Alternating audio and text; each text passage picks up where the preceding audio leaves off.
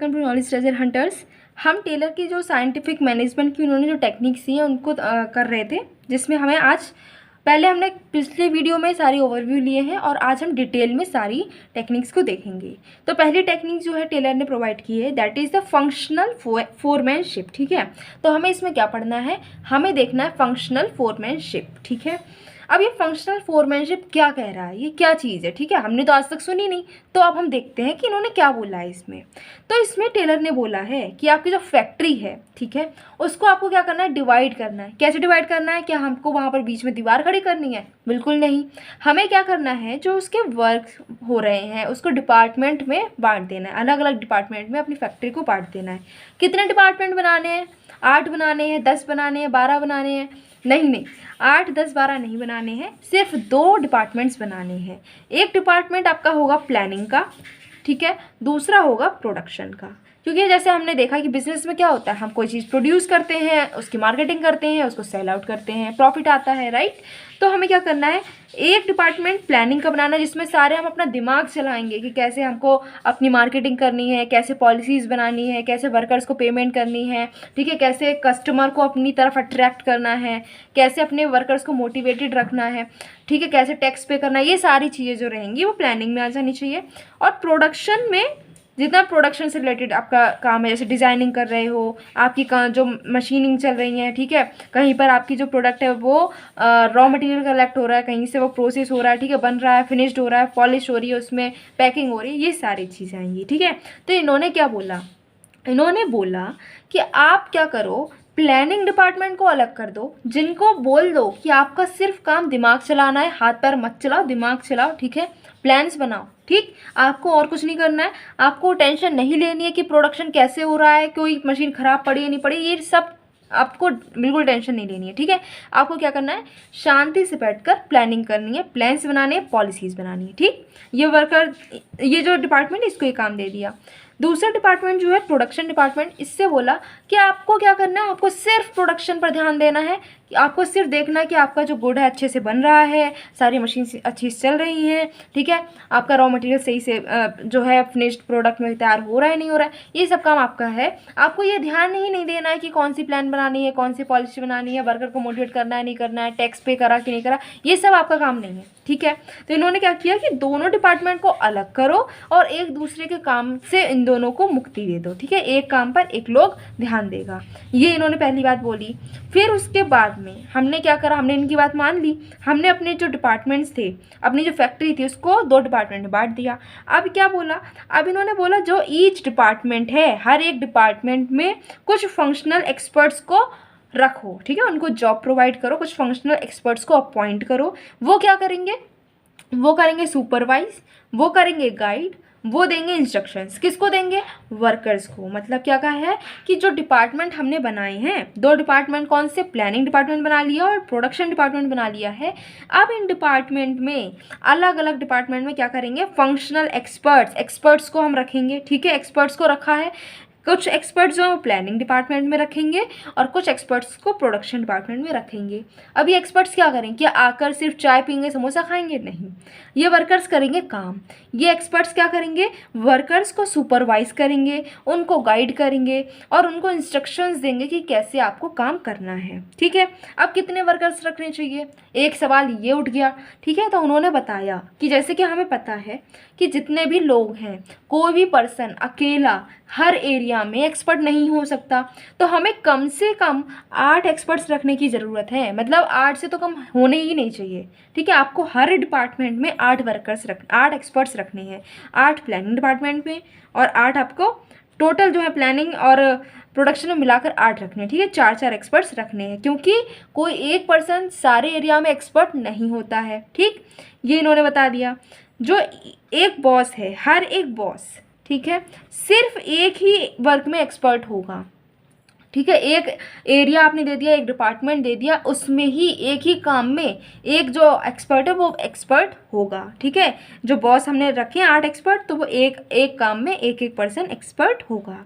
अब जो फोरमैन, जो हम अपने एक्सपर्ट्स रख रहे हैं, ठीक है, 8 लोग रख रहे हैं तो उनकी क्वालिटीज़ भी इन्होंने बताई। इन्होंने कहा कि ऐसे ही एरा गैरा को नहीं रखना है, आपको क्या करना है, पहले उसकी क्वालिटीज़ को क्रॉस चेक करना है। ठीक है, क्वालिटीज़ आपको देखने की, जो हम पर्सन जिसको हम अपॉइंट कर रहे हैं, क्या उसमें इतनी काबिलियत है कि वो हमारे यहाँ पर फोरमैन बन सके, हमारे यहाँ के एक्सपर्ट बन सके, ये हमें देखना पड़ेगा।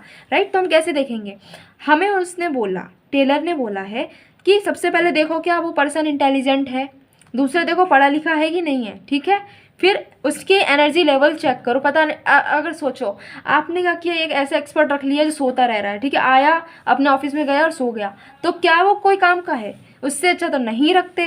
राइट, तो एनर्जी लेवल उसकी देखो, लेजी नहीं होना चाहिए, ऑनेस्ट होना चाहिए, अपने काम के प्रति वो ऑनेस्ट हो, तभी तो वो अच्छे से गाइड करेगा, सुपरवाइज करेगा। और सबसे लास्ट क्या है, एक्सपर्ट होना चाहिए। अगर उसको खुद ही कुछ नहीं आता तो दूसरे को क्या सिखा पाएगा? तो पहले उसको, उस जो पर्टिकुलर काम के लिए उसको रखा है उसमें देखो कि क्या वो उस काम में एक्सपर्ट है, क्योंकि जब तक वो एक्सपर्ट नहीं है तब हमारी कंपनी गई, फिर डूब जाएगी कंपनी, अगर वो एक्सपर्ट नहीं है। क्योंकि हमने उसको रखा ही क्यों है? Just because he is expert, हमें मानकर चलने कि वो एक्सपर्ट है। राइट, तो ये सारी क्वालिटीज़ हैं जो हमें देखनी है। अगर ये सारी क्वालिटीज़ एक पर्सन में मिल जाती हैं तब वो कौन बन जाएगा? हमारा फोरमैन बन जाएगा। अब इसको हम एक एग्जांपल से देखते हैं। अब सपोज करो एक स्कूल है, उसमें एक ही टीचर रख लिया हमने, वो ही सारे सब्जेक्ट पढ़ा रहा है, तो क्या वो उतनी इफिशिएंटली सबको पढ़ा पाएगा? नहीं पढ़ा पाएगा। क्योंकि क्या होता है, अब हम खुद भी ये चीज़ अप्लाई कर सकते हैं खुद पर। कोई सब्जेक्ट ऐसा होता है जो जिसमें हम खुद को एक्सपर्ट मानते हैं, जिसका कोई भी क्वेश्चन हमारे पास आ जाता है, कोई भी कंसेप्ट हमसे कोई पूछता है, हम तुरंत बिना हेजिटेशन के वो सारा सॉल्व करके उसको दे देते हैं, तुरंत बता देते हैं, सारा कंसेप्ट अच्छे से समझा सकते हैं। लेकिन वहीं पर कुछ सब्जेक्ट ऐसे होते हैं जिनमें हमें डर लगता है, क्योंकि वो हमें समझ में ही नहीं आते। उसमें हम कितनी भी मेहनत कर लें, लेकिन वो हम उसको बस इतना कर पाते हैं कि हमारे पासिंग मार्क्स आ पाते हैं। राइट, ऐसा नहीं है कि हमें सारे सब्जेक्ट में एक्सपर्टीज़ मिली हुई है, किसी में हमें इंटरेस्ट ज़्यादा आता है, किसी में कम आता है। तो ऐसे टीचर के साथ में भी होता होगा। इसीलिए क्या होता है कि हर स्कूल में अलग अलग सब्जेक्ट के अलग टीचर्स होते हैं। अगर इंग्लिश का टीचर है तो वो सारे जितने भी स्टूडेंट हैं सबको इंग्लिश ही पढ़ाएगा, हर क्लास में इंग्लिश पढ़ाता हुआ नजर आएगा आपको। मैथ का टीचर मैथ ही पढ़ाएगा। राइट, तो इससे क्या है कि वो उस सब्जेक्ट में एक्सपर्ट है। तो ये क्या हो रहा है कि इसको हम देख सकते हैं कि ये जो आपका टेलर का ये टेक्निक है, ये स्कूल्स में भी यूज़ हो रही है। अब अगर आप चाहते हो तो आप हॉस्पिटल में भी देख लो, जो डॉक्टर्स हैं वो स्पेशलाइज्ड होते हैं हर एरिया में। अगर कोई हार्ट का डॉक्टर है तो वो हार्ट का ही सारे पेशेंट्स देखेगा। अब ऐसा नहीं है कि एक डॉक्टर वो सारी बीमारी देख ले, हर किसी का ऑपरेशन कर दे, नहीं होता है। हर एक बीमारी का अलग डॉक्टर है। तो ये क्या बोल रहे हैं, ये भी टेलर को ही फॉलो कर रहे हैं, क्योंकि टेलर ने ही बताया है कि एक एक्सपर्ट एक काम में होना चाहिए। राइट, तो ये यहाँ से हमें समझ में आ गया है कि फंक्शनल फोरमैनशिप का जो टेलर का आपका कंसेप्ट है वो हर जगह यूज़ हो रहा है, लाइफ में भी हो रहा है। अब हम देखते हैं कि जो फंक्शनल एक्सपर्ट्स इन्होंने बताए कि 8 एक्सपर्ट्स होने चाहिए, तो कौन कौन से एक्सपर्ट्स होने चाहिए ये हम यहाँ पर देखते हैं। तो इसमें उन्होंने बताया है कि जो प्लानिंग डिपार्टमेंट है उसमें 4 एक्सपर्ट रख लो और 4 प्रोडक्शन डिपार्टमेंट में रख लो। अब प्लानिंग डिपार्टमेंट में कौन कौन से एक्सपर्ट्स होंगे? सबसे पहला इन्होंने बोला है रूट क्लर्क। रूट क्लर्क क्या है? रूट क्लर्क आपको रूट बताएगा, मतलब क्या, वो आपको सीक्वेंस देगा काम करने के तरीके के। ठीक है, आपको जैसे कि आपको प्रोडक्शन करनी है, आपको क्या करना है, आपको केक बनाना है, ठीक है, तो वो आपको बताया कि आपको रॉ मटेरियल्स पहले लेने हैं, फिर आपको एक घोल बना कर रखना है, फिर आपको इसको इस टेम्परेचर में रखना है, अवन में रखना है, फिर ये निकलेगा, उसको डेकोरेट करना है, ये वो पूरी सारी जितनी भी स्टेप्स हैं, प्रोसीजर, वो आपको बताएगा। कौन बता रहा है? Root clerk. मीन्स रूट बता रहा है कि आपको किस तरीके से कोई प्रोडक्शन करनी है, कोई काम कैसे होगा, उसका पूरा रूट कौन बताएगा? रूट क्लर्क बताएगा, सीक्वेंस देता है। ठीक, next is instruction card clerk. Instruction card clerk नाम से ही पता चल रहा है, ये क्या करता है, आपको इंस्ट्रक्शंस देता है, कोई काम आपको कैसे करना है वो सारे इंस्ट्रक्शंस। ठीक है, आपको कोई जॉब करनी है तो वो कैसे आप कर रहे हो वो सारे इंस्ट्रक्शंस दे रहा है। कोई मशीन आपको ऑपरेट करनी है तो कैसे कर रहे हो। ठीक है, ये सारे काम इंस्ट्रक्शंस के कौन देगा? प्लानिंग डिपार्टमेंट में इंस्ट्रक्शन कार्ड क्लर्क। ये आकर आपको नहीं देखेगा, ये सिर्फ क्या कर रहा है, आपको इंस्ट्रक्शंस दे रहा है, आपको फॉलो खुद करने हैं। ठीक, next is time and cost clerk. ये क्या करेगा? ये एनालिसिस करेगा कि ये बताएगा, ये प्लानिंग करेगा कि आपका जो कोई जॉब है, कोई भी प्रोसेस है, वो कब शुरू करनी है और कितने समय में वो काम जो आपको असाइन किया गया वो पूरा होना चाहिए, ये बताता है। ठीक है, ये नहीं देखेगा कि आपने टाइमली वो पूरा करा है कि नहीं करा है। इसका काम क्या है, ये सिर्फ आपको बताएगा कि आपको कब शुरू करना है और कितने समय के अंदर वो काम हो जाना चाहिए। Next is disciplinarian.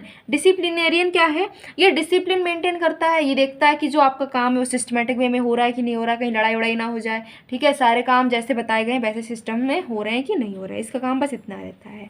अब मूव ऑन करते हैं हम प्रोडक्शन डिपार्टमेंट की तरफ। तो यहाँ पर भी 4 एक्सपर्ट्स रखने हैं। पहला है गैंग बॉस। गैंग बॉस क्या करेगा, गैंग बॉस जो है आपके जितने भी रिसोर्सेज आपकी ज़रूरी हैं प्रोडक्शन के लिए वो सारे रिसोर्सेज इकट्ठा करके आपको प्रोवाइड करेगा। आपको रॉ मटेरियल चाहिए ये प्रोवाइड करेगा, आपको टूल्स चाहिए यही प्रोवाइड करेगा। ठीक है, आपको आपकी जो मशीन कोई भी आपको चाहिए वो ये प्रोवाइड करेगा, आपको फाइनेंस चाहिए ये प्रोवाइड करेगा। मतलब क्या है, जितने भी रिसोर्सेज चाहिए उस काम करने के लिए वो सारे रिसोर्सेज कौन प्रोवाइड करता है, gang boss. Next is speed boss.